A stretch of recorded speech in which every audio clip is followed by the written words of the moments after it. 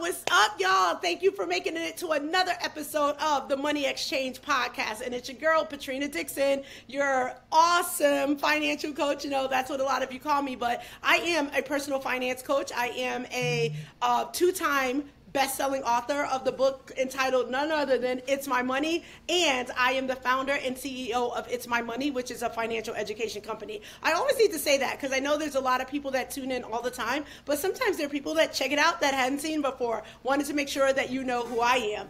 And I often on this show, although I have some solo episodes, I have wonderful guests that come on to share with you many different opportunities to either help you in your personal finances or start a new business or within your business journey. And this one today, y'all, you are really going to enjoy. If you are driving, make sure that you go back and listen to it after you listen to it while you drive, because you want to have paper and pen, because he is going to, Mr. Scott Carson, who is the note closer himself, is going to give us information about another way that we could potentially earn money passively and get into the real estate game in a whole different way. So I am so excited. He and I had a discussion, and he is going to be perfect for you all in the efforts that I know you're trying on your financial journeys. And without further ado, Mr. Scott Carson,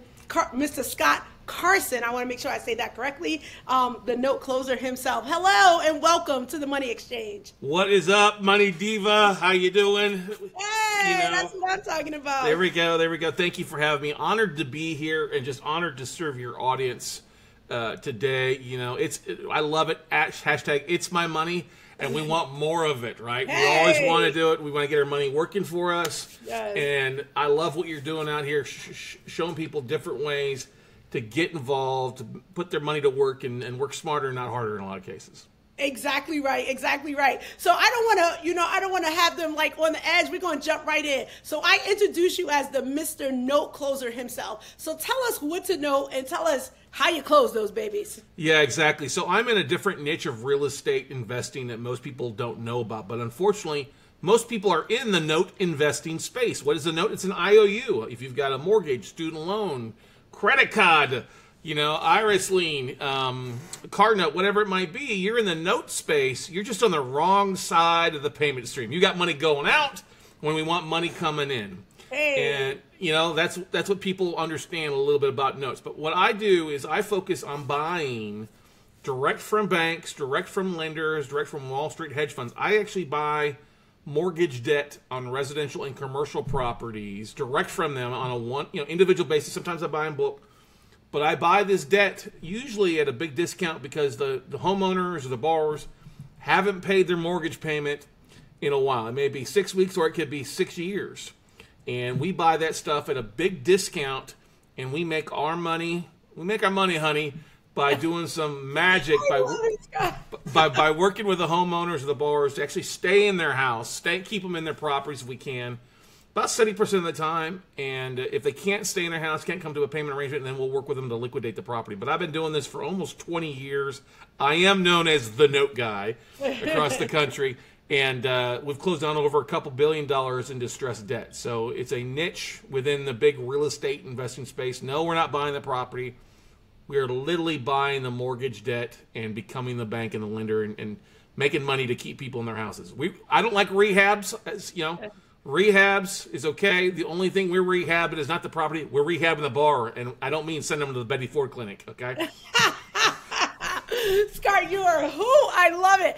Okay, let me back you up a little bit. So we all know what the note is. I think people get that. That's the note, the debt, and you talked about. I love how you said this.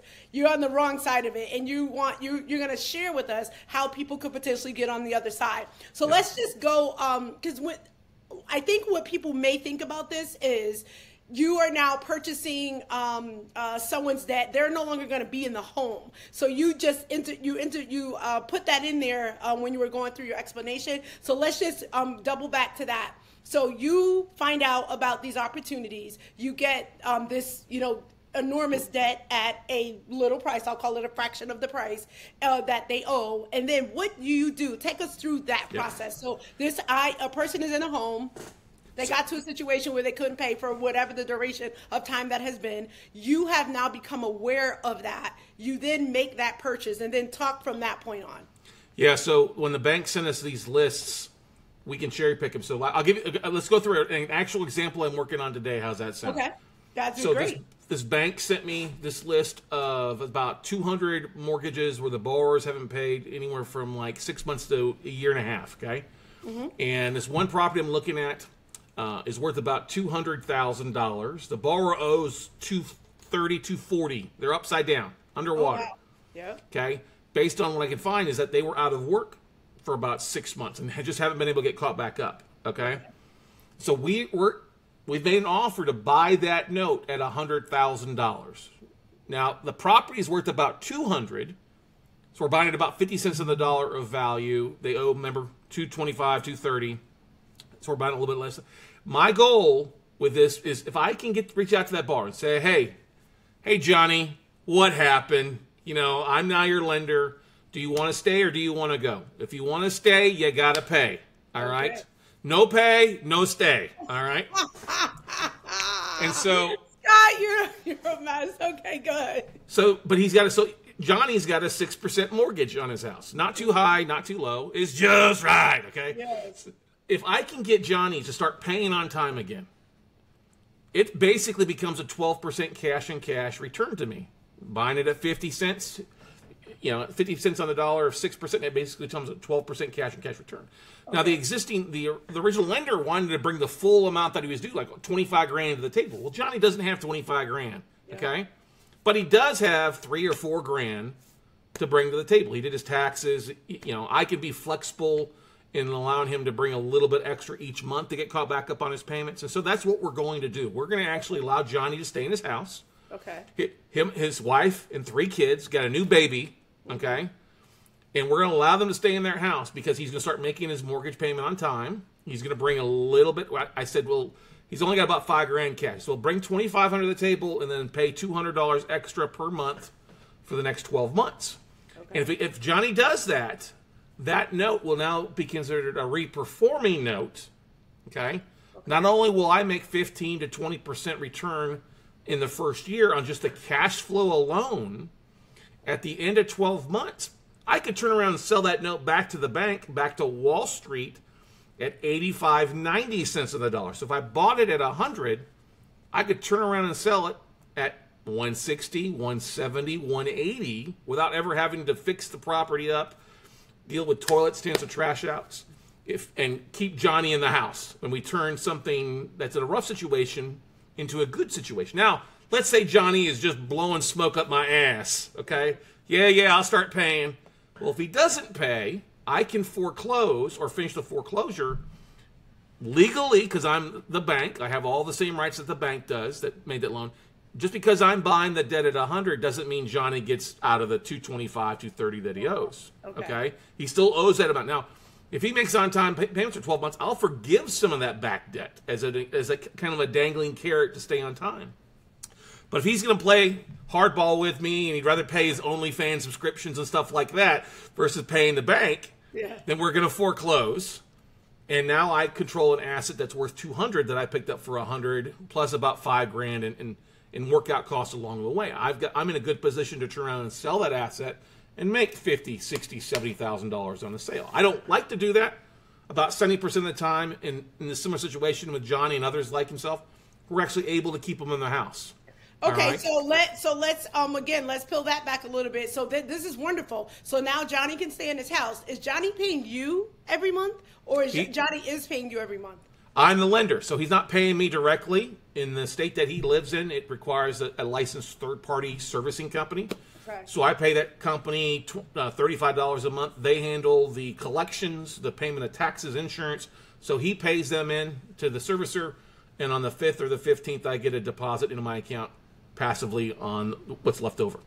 Okay, love it. So now, if somebody's interested in this, so it sounds like there may be an administrative side too as well, but you're saying you carve that out to the outfit that you just you don't have to be an expert. I'll tell you this because when you're buying debt, one of the big questions I get from people is, do you have to have a license to do this? Like a realtor's license? And the answer to that is it depends on the state. Now, I buy in about 30 states, Patricia. Okay, I buy all across the country. No, I don't jump on a plane to go look at every asset that we look at. We use third-party vendors to do this. Google, that little tool, to look at stuff. But like, there are, in some states, they want you to have what's called a debt collector's license. And that can require you paying $1,000, taking a class, stuff like that. Don't need to do that. In most of the states that we buy, if you hire a third-party servicing company, okay, they handle the collections. They handle the borrower outreach. I don't have to go knock on Johnny's door. Pay me now. You know what I mean? Don't do any of that. Or if they don't pay my servicer, then the servicer hires an attorney to handle the foreclosure. I'm sitting here in Austin, Texas, popping Modelo's and barbecuing in my backyard while Johnny's 4 states away, and I can turn it. It's a great way to make passive returns without all the active headaches that come with owning a piece of property or rental. You know what I mean? Yes, and you never really meet Johnny. I prefer not to. Not to. Okay. I mean, don't get me wrong. I have in the past, and when I first got started, I would make a lot of phone calls and talk to borrowers. I mean, I let him tell his sob story to my servicer, and then my servicer sends me an email. Here's what's going on. I mean, the great thing is, like, when I'm buying these notes, what I'm ultimately really buying is like a file like this thick collateral file. But there's like a hardship letter in here that I see talking about how Johnny fell behind. He was out of work, broke his leg, you know what I mean? His dog got run over by a reindeer, something like that, So when you're getting this business, you then are on a list or distribution to be able to get all the available properties that you've named, and then you choose from those the one that you want to take on yourself. Exactly. These, you're not going to walk into a bank and say, hey, send me your list of notes. There's a different department. It's an internal department. It's a little bit different niche. But these banks do send me, these lenders do send me their stuff on a pretty regular basis. Mm-hmm. And like it might be one note. It could be 1,000 notes all across the country. And I get to cherry pick out the ones that I like. If I make an offer on a bunch, I know I'll probably only have half accepted. And then there's about a week to 2 week due diligence process of going through these assets, sending a realtor out to drive by the property, to pull comps, make sure it's the right property in good condition, checking title to make sure everything's clear on the property, that if I need to foreclose, I can. Having an attorney evaluate the actual file folder, making sure all the necessary documents are in there that allow me to foreclose. And then we do some due diligence on the borrower. Look at their social media. Check out their work history. Look at the loan application in there. What are they doing? Does it match up? Did they really lose their job, or are they like, oh, I'm just living high on the hog and not paying my mortgage? Not paying your bills. Okay. Now, if somebody's interested in this, because that you talked about all the cool part, and this is It's My Money with Patrina Dixon. So let's talk about the money part of it, right? Yeah. So are you said, and I like how you say this, you become the bank for Johnny. So How does Scott get his money to be able to do this? Do you then go to a bank? Do you already have money stored to be able to do this? How does that part work? Yeah, I've got it all buried in the backyard, leprechaun, rainbow in my backyard, my pot of gold, matey, no. You've got to use cash, lines of credit. I've used some of my own money to buy this stuff, but about 95% of what we have bought, we have used other people's money to do this. And there are private investors out there. You can, in some cases, finance some of the stuff with a bank, but you still usually need to bring 15 to 20% down. And that's mostly going to be on commercial deals. But on the residential stuff, you've got to have cash. But here's the great thing.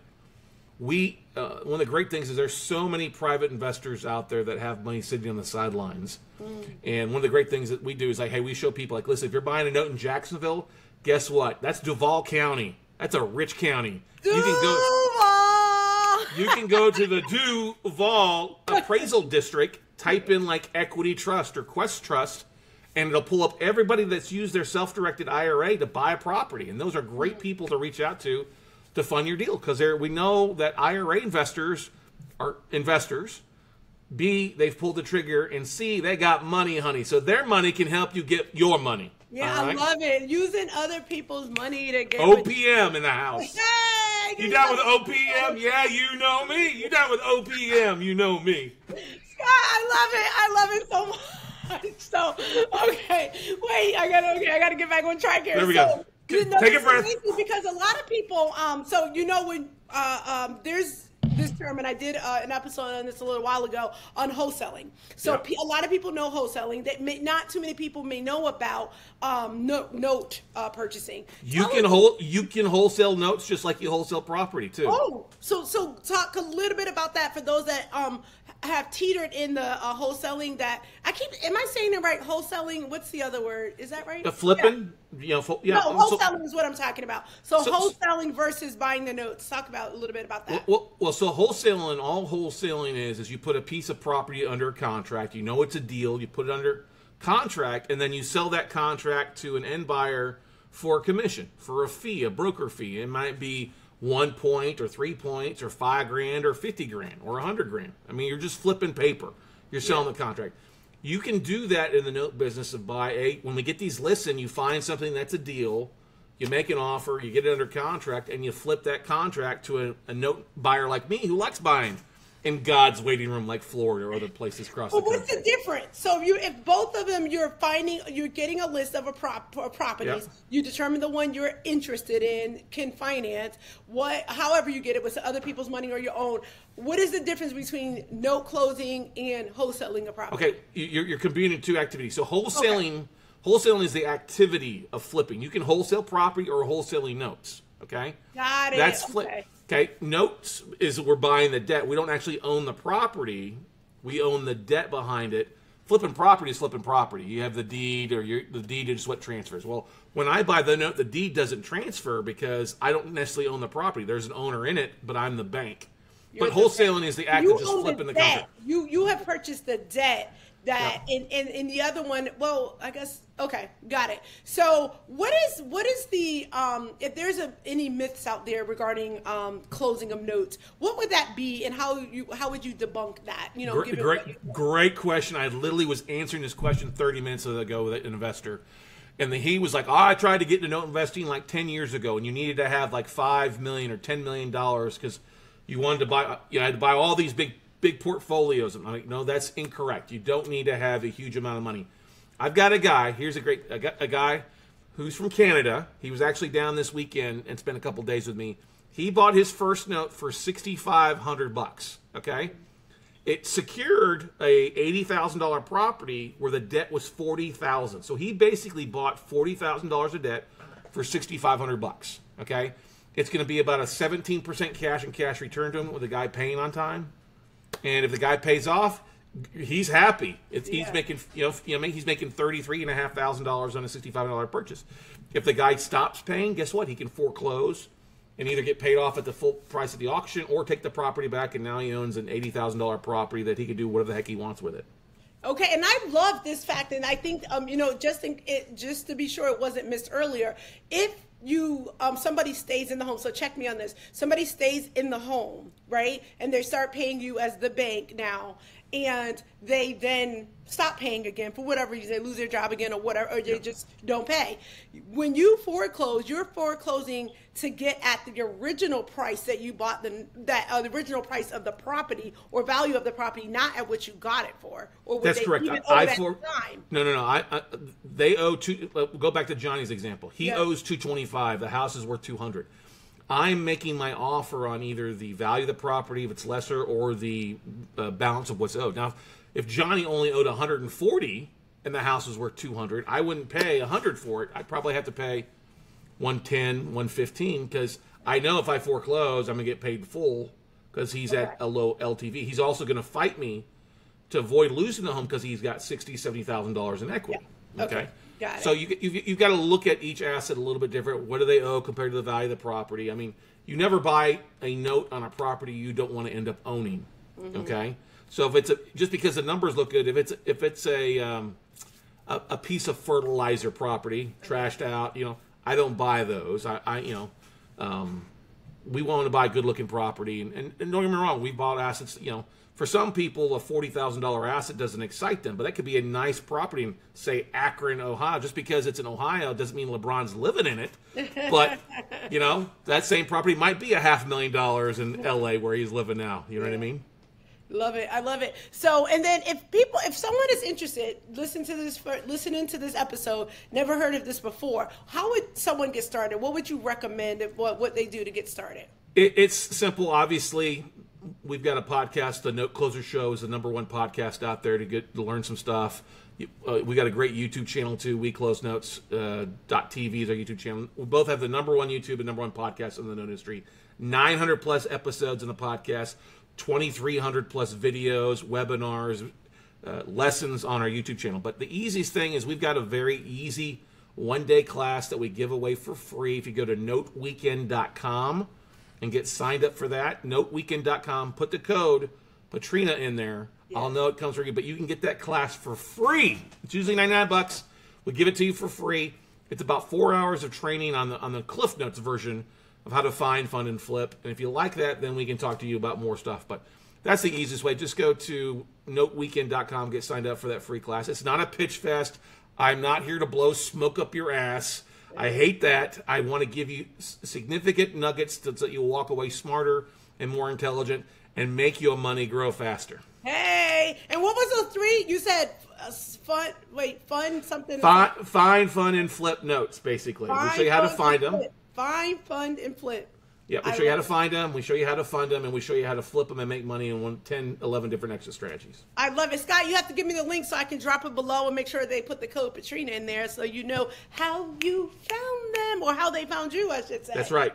So, as we talked through this, and you and I talked, as we got ready for the show, and what I love about this is, which I didn't understand initially, is that the folks that may be going through some hard times, which is a lot of people, you still, even though you're buying a note and you're making your money, you still try, if they desire so, to stay in their home. Because sometimes people do fall in bad times. I love that aspect of this whole thing. And I think as people think about it, sometimes they think about it as, I'm taking this, I'm refurbishing this, I'm doing this, getting people in and out or doing in and out. But there's still some heart in the whole process of, if somebody really can and they show signs of the ability to pay and the desire to do so, that a note closer still would go ahead and try to make that happen for the family. I love that. Yeah, and then that comes from over 20 years ago when I first got into real estate investing. I fell flat on my face. I was a non-performing borrower at one point. I almost faced foreclosure on my first ever house we bought. And when I got through that, I said, God, if you get me through this, I promise I'll do whatever I can to help folks out. And I was able to save my primary home. I got rid of 2 investment properties without having it, besides just some bumps and bruises. And I was very blessed to basically learn the note business from a couple mentors for about 4.5 years. I had basically an apprenticeship running a mortgage company. And I always said, if I've got somebody who's in trouble and they can pay, let's work out a way. They want to stay and they can pay, let's work out a way to make it a win-win. And we actually are incentivized. The more that they can stay in the house, actually we make a higher return on our money. If I have to foreclose and take the property back, is it a good day? Yeah, we can make a good day. But I never like foreclosing. Unless somebody has just been a complete pain in the rear and is taking an inch and trying to take a mile. We've had those. Those written people I've been glad to foreclose and kick to the curb because they were just asses.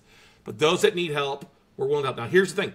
If you're listening to this and you're behind on your mortgage, do not call me and say, hey, Scott, I want you to buy my note. It doesn't work that way, okay? I want you to buy my note. I want you to buy my lender. I ain't paid in a year. I can now not pay you. Doesn't work that way. Don't call me. All right, that way. I love that. Thanks for that clarification, because people may reach out to you thinking, if they're in that situation, thinking instead of you waiting for them to go on a list, that they can go to you directly. So if folks are considering this, because again, you're helping to educate them, and then we'll drop the link so they can get more. Find, fund, and flip. What advice would you, or I don't like using the word advice, what tip would you give them to ensure they don't do? Like, what was one of those bumps or bruises to make sure a new person starting out don't to do? So first of all, I got to commend you, because I hate the word advice. Advice is like assholes. Everybody has one. You want to seek counsel when it comes to seeking mentorship and guides. And that's the biggest thing I would tell you. The fact that you're here listening to It's My Money with Patrina on there, you're listening to somebody who's giving you great counsel. Not just advice, but counsel, or bringing people on to help you avoid the hiccups and the pitfalls that will happen if you're just trying to wing it. Yeah. Get educated, no matter what it is. If it's not note investing, learn. Take time to learn about the niche of investing or a strategy that you're trying to dive into. And be patient. You got to give stuff time. You've got to put a 4-letter word here work. You got to put some work into your business, you know. That means making offers, learning due diligence, and going that route, and aligning yourself with like-minded individuals. You know, you've always heard the saying that we're an average of the 5 people that we surround ourselves with the most.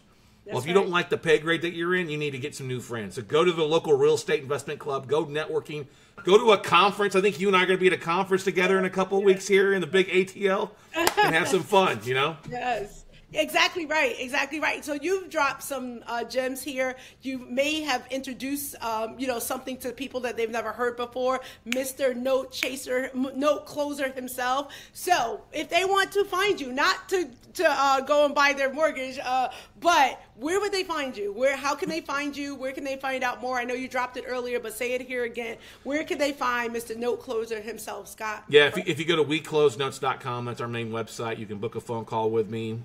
Go to talkwithscottcarson.com. I keep it simple. If you want to pick my brain, I'm always glad to talk with you, point you in the right direction, find out what your goals and dreams are, and what you want to accomplish. It may not be no investing, but I'll be glad to point you in the right direction and give you some counsel instead of just plain old bad advice.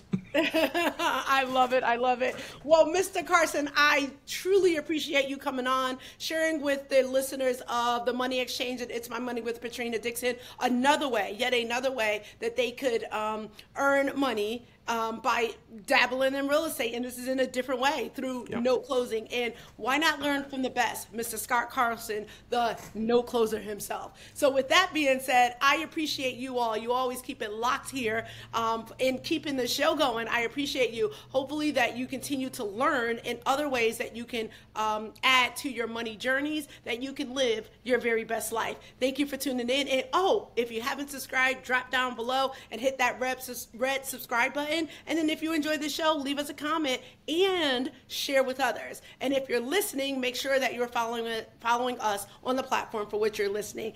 Thanks again. It's Patrina Dixon, and down below will be resources that can help you along your money journey. Make it a great day.